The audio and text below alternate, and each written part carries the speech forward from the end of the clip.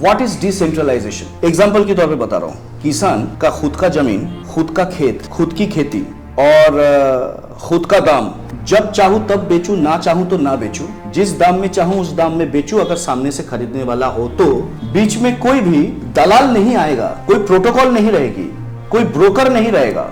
That is decentralisation. और हम लोग जिस सिस्टम में हैं उस सिस्टम को सेंट्रलाइजेशन कहते हैं। एग्जाम्पल के तौर पे बोल रहा हूं कि मेरा स्टेट बैंक ऑफ इंडिया में सेविंग्स अकाउंट है, आपका भी है। हम दोनों ही दिल्ली के कनॉट प्लेस में सेम ब्रांच में एसबीआई का अकाउंट खोले हैं। अब मैं आपको 1000 रुपए भेजूंगा तो 25 रुपए काट लेगा, क्यों? एसबीआई का एक अकाउंट से दूसरे अकाउंट में पैसा भेजा जाएगा और बीच में कुछ ना कुछ, ये आरटीजीएस की फीस, ये एनईएफटी की fees, this fees, that fees, balance maintain करो नहीं तो फीस। This is centralisation.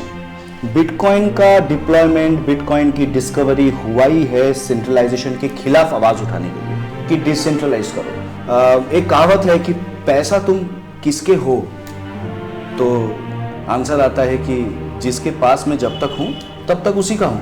पर एक्चुअली क्या वो है? 2016 में, आज से 9 साल पहले, ये प्रूव्ड हो गया था कि रुपया रिजर्व बैंक ऑफ इंडिया का है या फिर रनिंग गवर्नमेंट का है। अचानक आके डिमोनेटाइजेशन हो गई थी, याद है? तो 2016 में 8 नवंबर रात को 8 बजे।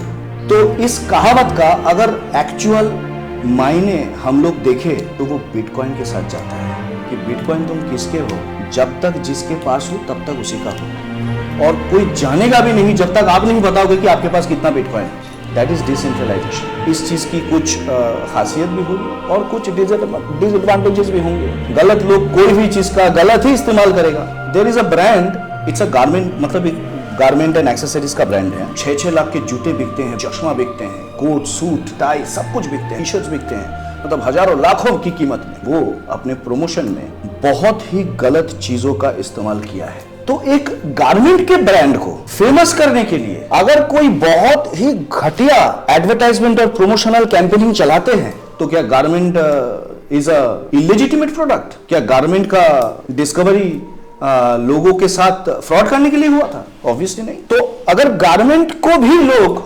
इलेजिटिमेट वे से चला सकते हैं, हम लोग को ये सवाल नहीं करना चाहिए कि क्रिप्टो करेंसी लेजिटिमेट है या इलेजिटिमेट है, लीगल है, वो सवाल नहीं करना चाहिए। इट्स द न्यू वर्ल्ड, हमें एक्सेप्ट करना पड़ेगा, टाइम के साथ चलना पड़ेगा।